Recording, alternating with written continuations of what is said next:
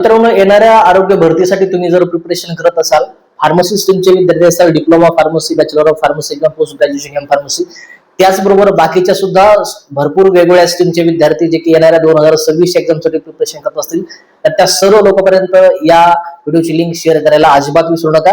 आजच्या व्हिडिओमध्ये आपण महत्त्वाचे जे डॉक्युमेंट्स आहेत जे की तुम्हाला येणाऱ्या आरोग्य भरतीसाठी तुमच्याकडे असणं गरजेचं आहे, मध्ये आपण जे कॉमन डॉक्युमेंट्स आहेत जे की सर्व पोस्टचं प्रिपरेशन करत असताना तुमच्याकडे असणं गरजेचं आहे, किंवा आरोग्य विभागाच्या भरतीसाठी तुम्ही प्रिपरेशन करत असाल तर तुमच्याकडे हे डॉक्युमेंट असणं गरजेचे. ते कोणते कोणते डॉक्युमेंट्स आहेत ते तुमच्याशी मी आता शेअर करेन.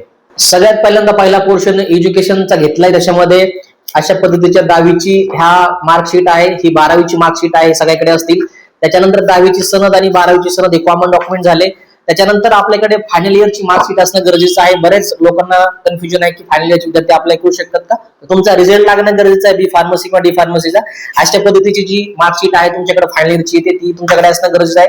त्याच्यानंतर हे पासिंग सर्टिफिकेट डिग्रीचं झालेलं आहे माझं बॅचलरचं, त्याचं पासिंग सर्टिफिकेट तुमच्याकडे असणं गरजेचं आहे. त्याच्यानंतर हे तुमचं डिग्री सर्टिफिकेट आहे, हे पण डॉक्युमेंट व्हेरिफिकेशन करत असतील तुमच्याकडे असणं गरजेचं आहे. त्याच्यानंतर फार्मसीचं रजिस्ट्रेशन किंवा लायसन जे आहे आपल्यासाठी महत्वाचं, अशा पद्धतीचं लायसन तुमच्याकडे येतं तुमचं डिग्री कंप्लीट झाल्यानंतर. काही ठिकाणी अप्लिकेशन फॉर्म भरत असताना याचा पावतीवरचा काही ठिकाणी नंबर सुद्धा लागतो, किंवा काही ठिकाणी ओरिजिनल जो नंबर आहे तुमचा रजिस्ट्रेशन नंबर इथं दिलेला तो तुम्हाला टाकावा लागतो. हे तुमचं महत्वाचं लायसन. त्याच्यानंतर कॅटेगरीसाठी हे कास्ट सर्टिफिकेट असेल, त्याच्यानंतर ही तुमची कास्ट व्हॅलिडिटी असेल. त्याच्यानंतर हे जे 2 डॉक्युमेंट्स आहेत त्याच्यामध्ये पहिलं नॉन क्रिमिनल खूप महत्वाचं डॉक्युमेंट्स आहे. हे डॉक्युमेंट आपल्याला रेग्युलरली 1 वर्षासाठी तुम्ही काढू शकता किंवा 3 वर्षासाठी काढू शकता. तुमच्याकडे जर हे नॉन क्रिमिनल सर्टिफिकेट नसेल तर कॅटेगरीचा विद्यार्थ्यांचा भरलेला फॉर्म हा ओपन भरणं कन्सिडर होतो. त्याच्यानंतर हे नॅशनॅलिटी सर्टिफिकेट हे सुद्धा तुम्ही परमनंटली काढू शकता, याला सुद्धा काही व्हॅलिडिटी नाही. फक्त व्हॅलिडिटी असलेलं महत्वाचं डॉक्युमेंट्स हे तुमचं लक्षात ठेवा नॉन क्रिमिनल आहे. याला तुम्ही जवळपास 1 वर्षाने किंवा 3 वर्षांनी रिन्यू करून हे तुमचं सर्टिफिकेट रेग्युलरली तुम्हाला काढायला लागेल.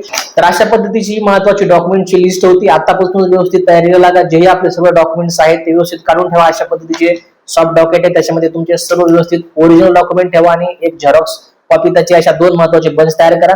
आरोग्य विभागाची भरती जेव्हा येईल तेव्हा आपल्याकडे ह्या सर्व गोष्टी व्हॅलिड आणि डेट मध्ये काढलेल्या असणं गरजेचं आहे. कोणतेही अप्लिकेशन फॉर्म फिलअप करत असताना काही ऍडव्हर्टाइजमेंट तसं दिलेलं असतं की ऍडव्हर्टाइजमेंट येण्याच्या पहिले किंवा संपेपर्यंत जे तुमच्याकडे डॉक्युमेंट्स आहेत ते तुमचे व्हॅलिड असणं गरजेचं. त्यासाठी जेवढे डॉक्युमेंट तुम्हाला मी आता दाखवले ते तुमच्याकडे सध्याच्या घडीला असणं गरजेचं आहे. बाकी जॉईन किंवा फॉलो केलं नसेल तर टेलिग्रामचं चॅनल आदिल फार्मसी कोचिंग आणि या हँडलवरती फॉलो करा.